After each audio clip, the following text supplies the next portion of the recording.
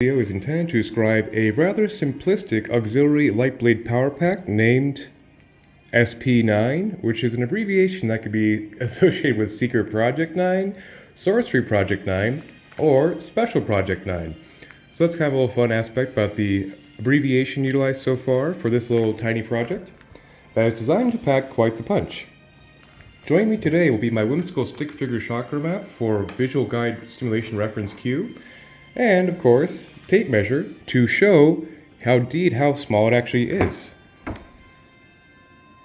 So as a preface, this auxiliary power pack is actually developed to be another addition to a pre-existing very highly complexive for the size power to size output ratio based on the lovely love currency of the wonderful Wizard of Sedona, Sir Stephen Russ. So the big idea is that there are 3 concentric rings on the pre-existing construct in his custody, and this right here is developed to be actually an auxiliary mount to fit right at the very apex inside the 3 hardwired existing rings to be a further intensive focus of the energy, which already has a clear quartz pyramid at the center mounted to it. So it'll be a clear initial resonance that will basically broadcast the excess energy straight into the backside of this apophyllite pyramid to be a further filter or frequency intensifier at the apex of this apophyllite pyramid that has been highly augmented. So obviously this is a very performance-oriented piece, not made for aesthetics, to be a pretty powerful boost to the pre-existing platform as a quick little preface. So that little preliminary dissertation plays a pertinent role to see the full potential of this tiny design to be a further apex augmentation frequency buffer of very high frequency nature as a capstone to the pre-existing construct. And before I actually get into the crystalline structure, I also will describe the fact that there is another concentric ring that's another auxiliary piece that is based on a ring of a heavy concentration of blue ray energy of lapis as well as sapphire that has been developed to be able to fit on top of this, much like Legos. So putting the ring on top of this as another auxiliary frequency at the top of the pre-existing construct is developed to generate tremendous vibrational compound interest. Okay, I think that's enough preliminary for 2.5 minutes straight. I'll go ahead and get into the exotic crystalline nature of this little guy right here, which once again is made for performance, not for aesthetics, obviously. But I will go ahead and start with the blade band down here, consisting of clear quartz and selenite to be a centripetal circle as technically the 5th concentric ring for this little device. So the clear quartz works as a nice neutral ambient amplifier of the energy going to selenite. So on the pre-existing construct, it already is selenite in 4 different spots or quadrants basically for a critical role, which I'll describe right now. Selenite is a fantastic master healer in my humble opinion, as well as a tremendous stimulant to the 6th, 7th, 8th, all the non-physical chakras back to the Godhead, which makes it a very appropriate conscious two-way connection key, if you would, to clear the pathways between one's highest self and one's conscious self, which is in its own right a very special feature to be employed in a metaphysical circuit. But with that high-frequency induction also brings a tremendous amount of high-frequency purification through the entire auric field that burns off stagnant, dense energies, which is what can be considered to be a master frequency healer.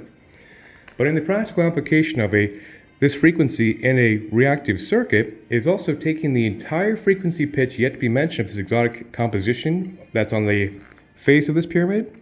It can take all these frequencies, it can purify all of them in a reactive circuit, it can amplify or intensify the entire circuit, but most importantly also harmonize and bring equilibrium to the entire exotic high frequency output. So you can think that's being a very high frequency cohesive filter to bring excessively purified, accelerated, intensified energy to the entire subroutine of this device with a good many exotic components on the 4 quadrants of this apophyllite pyramid. So apophyllite, the clear-looking crystal right here, is a very special high-frequency induction agent, I would say, as well as a tremendous stimulant to the 6th, 7th, just like selenite, and all the non-physical chakras to one's Godhead, which makes a great high-dimensional focus. And the apophyllite extreme, clear, ray, divine frequency alignment also is a very powerful seraphic attunement, the seraphim archangels close to source, in this focus. So that's why exactly this utilization of apophyllite was quite critical to get the most out of a very intensively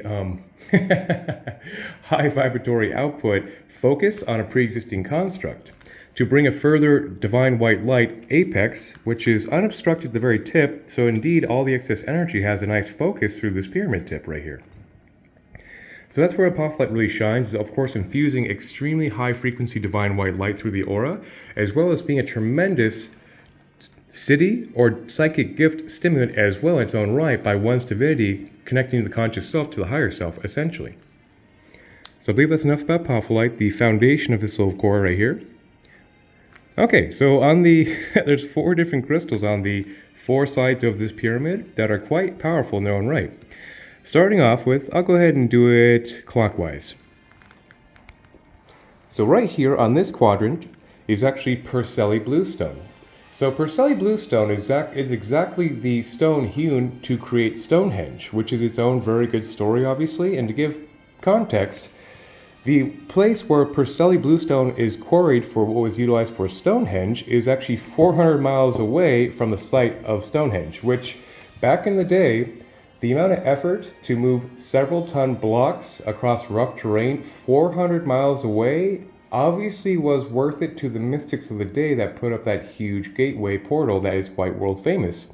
So that gives context that this particular frequency was worth a very laborious endeavor of 400 miles away of movement across rough terrain with no true modern feasible recognition of how that was easily done, which was obviously a very big endeavor and was definitely worth it to the vibrational engineers of that time period to create Stonehenge as a tremendous dimensional portal point that have the piezoelectric charge properties of Percelli bluestone.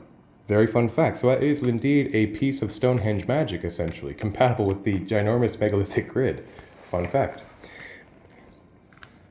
On this quadrant right here is Libyan gold tektite. Libyan gold tektite is a vibrational cousin to moldavite, or so sometimes I fondly refer to as goldavite.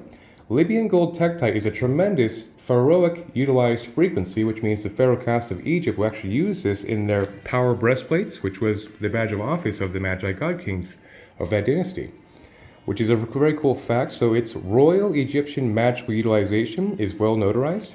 And the aspect also, it has a tremendous solar plexus and sacrum stimulation. It makes it a fire energy frequency, yet it has a full light body golden ray stimulation of gold white light that's virtually unsurpassed in the mineral kingdom, and could be considered a tremendous dharmic accelerant of one's truth into creation made manifest.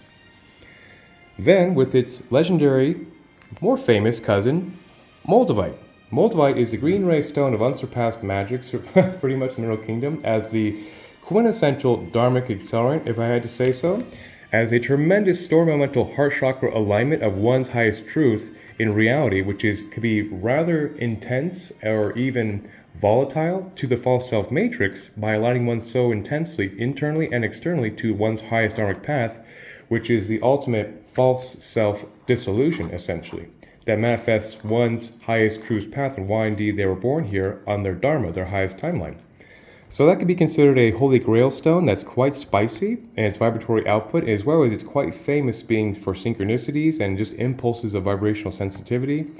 This has all the tropes of a very intensively magical crystal, essentially. So obviously that being part of the apex is quite intense. Then to be a little bit of a soothing agent to also encourage more of the seraphic frequency attunement is seraphinite. Seraphinite is a beautiful green ray stone that is quite powerful for illuminating the entire chakra column from top to bottom. So obviously it's a green ray stimulant, yet the green ray stimulation also works as a full light body activator of the entire unified chakra column, but in a very gentle seraphic way, which has an imbuement of these seraphic realms close to source, which is very, very nice to have in a broadcast format. At least that's the theoretical aspect I'm sticking to. Anyway, part of my digression. So the seraphinite, of course, brings a tremendous soothing seraphic archangelic rescue frequency to the naturally seraphic attuning apophyllite that is the core of this device. So in that capacity, with these 4 very potent crystals and one little circuit with an apex They work in tandem, of course, they're all wired up together as a closed-loop reactive circuit to make a dramatic, intensive focus of this energy at the apex to further broadcast as an auxiliary that will be, of course, installed on a pre-existing, highly aggressive power pack to vibratory output ratio based on this love currency platform. And like I mentioned, it's relatively small. As seen right here, it's about little more than 3/4 of an inch, which would be very appropriate for the pre-existing ring to actually fit right on top of this as it fits on top of this, much like stacking Legos, which will have a certain appearance of a Jed pillar. By having the different concentric rings stacked, that's a classic Egyptian mystery school magical disposition or configuration. I will I will actually police myself and diminish my digression. Okay. So the big idea of this, of course, being a very high frequency focus with the pre-existing mount of the pyramid being another apex focus of energy straight up. This is supposed to go as another oscillating filter to further intensify the yield for a very, like I mentioned thrice, powerful love currency augmentation that will go right there on the top to be a further intensive focus. That will, of course, bring a very high frequency auxiliary addition to the very aggressive pre-existing lightning bolt, is the name of the construct this is built off, to be another very intensive high frequency pitch spiritual domain bridger, essentially, which will work great in tandem with all the contingencies already placed on the love currency coin of lightning bolt that has many grounders and stabilizers and transmuters, as well as, pardon my digression once again, anyways, pardon watching this. But the point is, having this on top of here will be another and very intensive third, sixth, as well as the heart, and the entire chakra column will get a tremendous high frequency boost, particularly in alignment with the pre-existing platform that's quite diverse. Well, I think that is enough to suffice to talk about Special Project 9, or Secret Project 9, or Sorcery Project 9 to be a very high frequency focus. And like I mentioned, with all these very exotic frequencies on the side of this pyramid being a tremendous focus, it definitely yields a very high vibratory threshold, which will be very advantageous of further augmenting a pre-existing construct that's performed very well. Kind of like a turbocharger for a car or a supercharger bolting on to a good, basically kind of like a good performing race car is a good analogy. We'll bring it to an even higher threshold when this, of course, is turned on, like hitting the nitrous in a car. That's a fun little joke.